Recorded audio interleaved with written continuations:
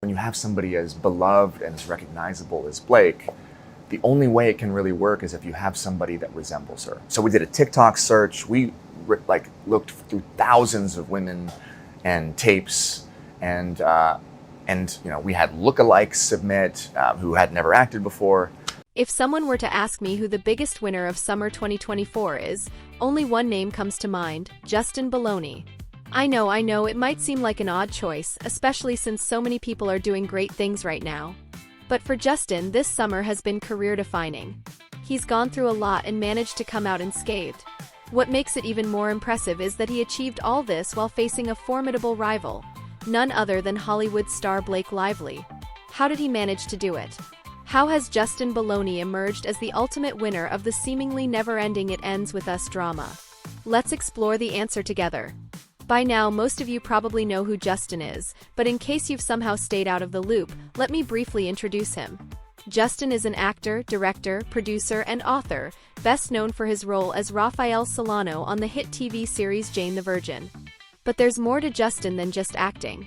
He's made a significant impact in both the entertainment industry and beyond, thanks to his advocacy for social issues. In fact, even before the It Ends With Us drama, many people were already admiring Justin. I think his fan base grew significantly after he directed the critically acclaimed film 5 Feet Apart, a romantic drama about two young people with cystic fibrosis.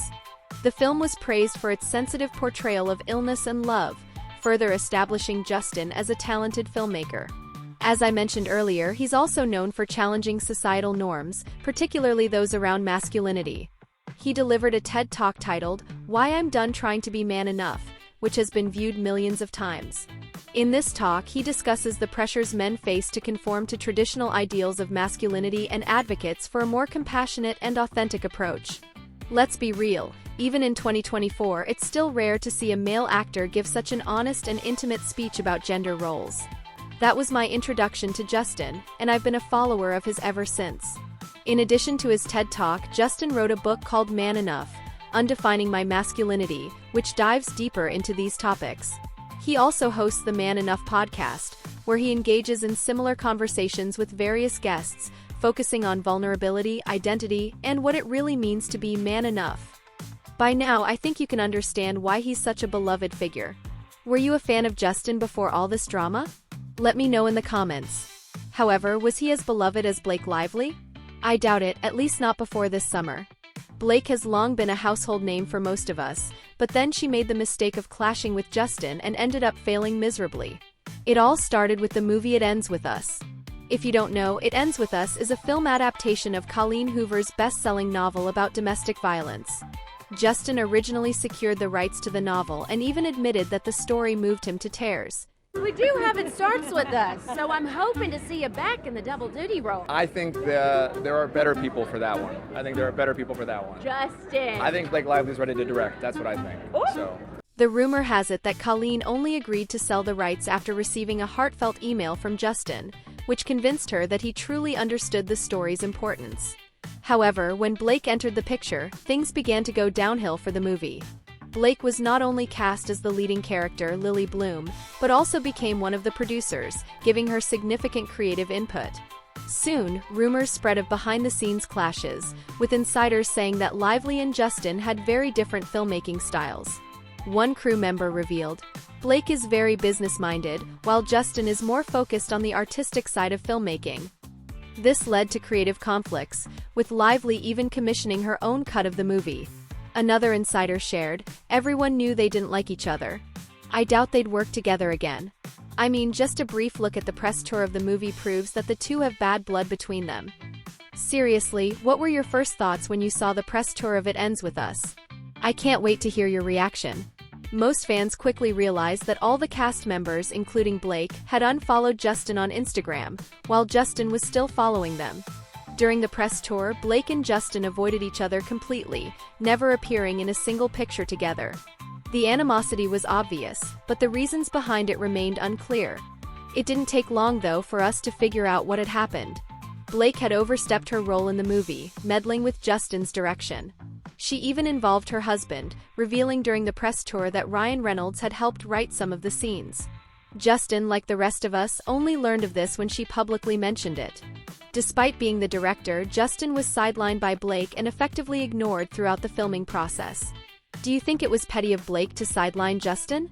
Do you think she wronged him by essentially taking over the movie? A lot of fans were upset, but what really pushed the fandom over the edge was Blake's questionable approach to the film's themes.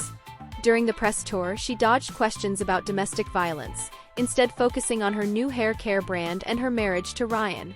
She even promoted her alcohol brand, which was particularly tone-deaf given the movie's focus on domestic violence, where alcohol often plays a significant role. In interviews, her attitude toward the movie also seemed off, almost as if she were mocking survivors of domestic violence.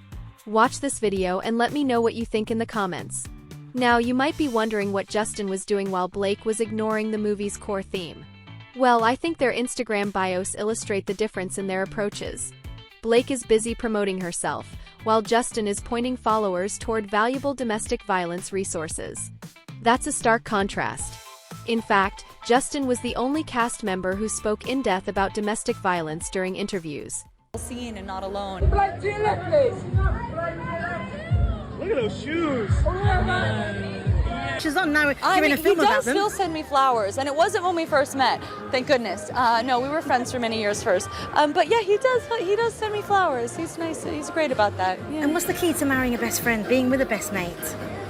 I just think marry your best friend. I think the key is marry your best friend, because when there's friendship, there's always love, there's always empathy, there's always curiosity. You're the first person you want to tell everything to, and I think that's key. Like he's the person that I want to share everything with. You know, like when you call your best friend to complain about your partner, he's the best friend that I would call to complain about my partner. I do. I work on everything he does. So his wins, his celebrations are mine, and mine are his. I mean, he's all over this. Each other, we work together so much. The iconic rooftop scene in this movie, my husband actually wrote it. Nobody knows that, but you now. He recently shared a heartfelt message with domestic violence survivors on Instagram.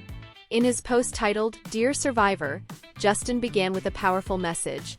"You embody resilience and courage, qualities that shine bright even on the darkest days."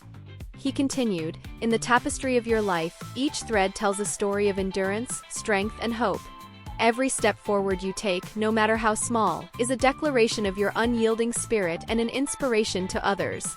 Acknowledging that he can't fully grasp the pain survivors have endured, Justin made it clear that he stands with them. "I want you to know that you are never alone in this fight. We are with you. You are not just surviving, you are thriving, and in your thriving you inspire us all." He concluded his note by sending gratitude, strength, and love to survivors everywhere.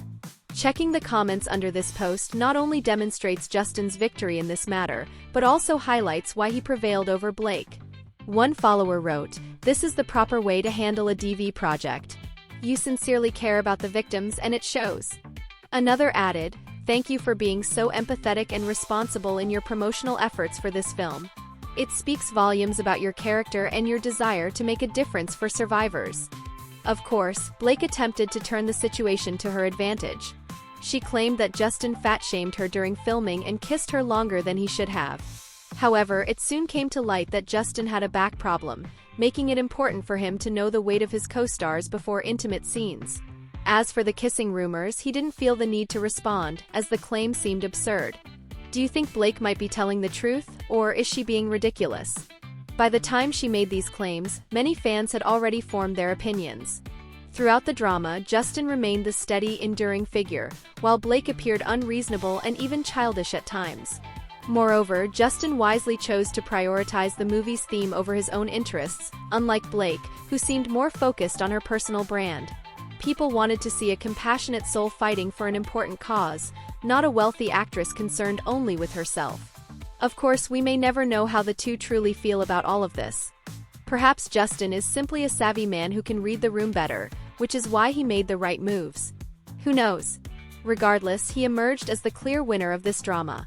If you want to learn more about the It Ends With Us drama and the true nature of Blake Lively, stay connected with us. I remember finishing the book, and I wrote Colleen this impassioned letter, just pouring my heart out and saying this is why I'm a filmmaker. This is why we started Wayfair Studios, to tell stories like this. And if this book, before it had become a global sensation, had already helped thousands of women leave situations like Lily was in, I knew that if we could find a way to adapt it, which we knew wasn't going to be easy, then we had the potential to impact millions of lives.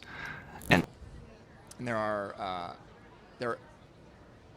too many people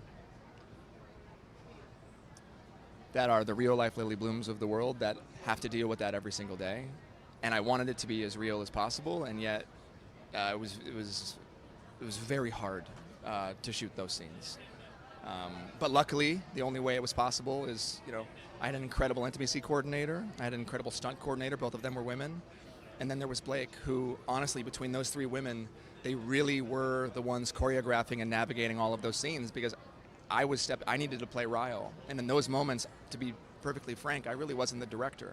It was those women that were in charge. And from the beginning, I wanted all the intimate scenes to be from a female gaze, and I never wanted my bias to potentially, interject and go into the film. So I kind of stepped back and felt all the things and allowed myself to do the work, and shook it off as best I could.